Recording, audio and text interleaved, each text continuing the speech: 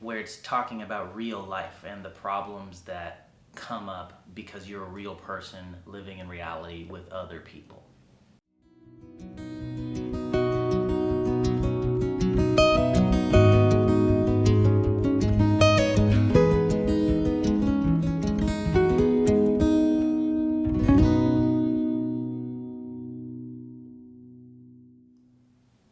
Hello everybody, this is Jordan Tremaine and welcome to another book review. Got a new bookshelf, boom, and I'm liking it. Gets me to be able to show off a lot of the books that I own, and it's a cool background for video, so got another set change going. But yeah, today we're going to talk about a book that I thought was just fun, lighthearted, and just interesting to read, at least for me. And that book is Coming Up for Air by George Orwell. Okay, so George Orwell, the author of this book, Coming Up for Air, he's a pretty well-known author, so I thought I'd read one of his other books. I think 1984 was like the super famous book that he wrote, and so I was reading a different book. And this book I don't think is as serious as that book, but I thought it was pretty interesting. The main character in this book has the same name as the author, George. So maybe if that gets a little confusing, sorry, not my fault. But from my reading of this book, it's kind of just this nice tale about a dude going through a midlife crisis, which doesn't sound nice, but like nobody's getting murdered, or it's like not a thriller or mystery or something like that. It's just kind of the day-to-day story of someone's life. Similar to If Beale Street Could Talk, where it's talking about real life and the problems that come up because you're a real person living in reality with other people. I think a lot of times in stories this kind of gets massaged over. We don't include real details and the little things that really make us angry or change a situation. But I think that this book, Coming Up for Air, does a good job at describing kind of the little nostalgic things that remind you of something in your life, or the little pet peeves you have that your wife does, but you can't argue about it because it'll destabilize your relationship, kind of stuff. And I thought it was really interesting. This book, the character George, he's in England. It's post-World War II. He was in World War II and he's out of it, and he is trying to cope with being a regular person.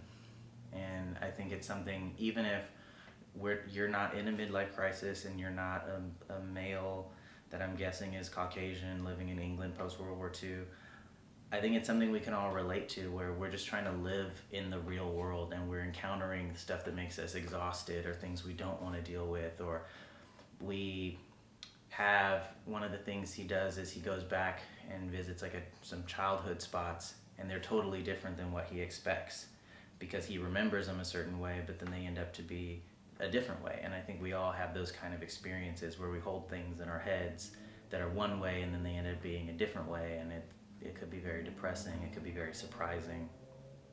And I appreciate just kind of this book that talks about a real human experience without trying to make it about dragons or some magical quest where you have to defeat an army. It's like most of life is regular and normal, and I think it's good to remind ourselves of that and not always just be watching the next Netflix series about crazy action drama and heroes and stuff. Like, sometimes it's good to just remind yourself that reality exists.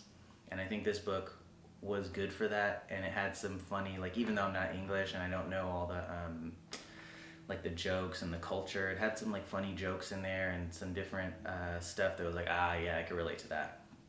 So I did appreciate this book. It was a good novel. It was easy to read, and I don't know, it gives you just kind of a sense for respecting other people, where you never know what another person is going through. You never know at what point a person is in their life. And by reading books like this, by reading books like If Beale Street Could Talk, I think it helps you to like more ground yourself in that you're not the only person experiencing hardship. You're not the only person that has dreams they haven't achieved yet, or has to maybe give up a dream or compromise because something happened in life. Maybe you had kids, or maybe you got injured or something like that. And when you read stuff like this, or you talk to people, other people, and they give you like a more realistic picture of how their lives are going, even though this book is fiction as far as I know, I think it could really help us to like become more reasonable and grounded and okay with how reality really works. I think the more we deal with accurate depictions of reality, the more able we are to accept it.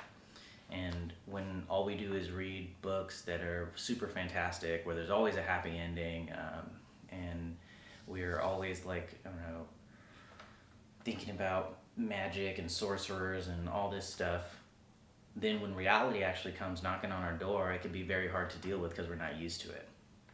So I do appreciate George Orwell writing a plain, regular, everyday man's book about a struggle that I would imagine millions and millions of people have gone through and are going through right now.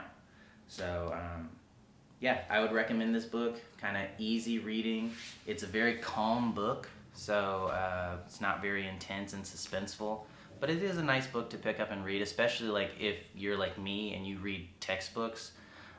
It's a nice break from really technical language and equations and stuff like that, just to like read a story and try to follow along with what's going on. So the book is Coming Up for Air by George Orwell. The New York Herald in the back says, by any standards, a work of rare vigor and imagination, confirms one's estimate of Mr. Orwell as a major prophet among the world's still lively minority of thinking men. And I think what the New York Herald is trying to get at with that is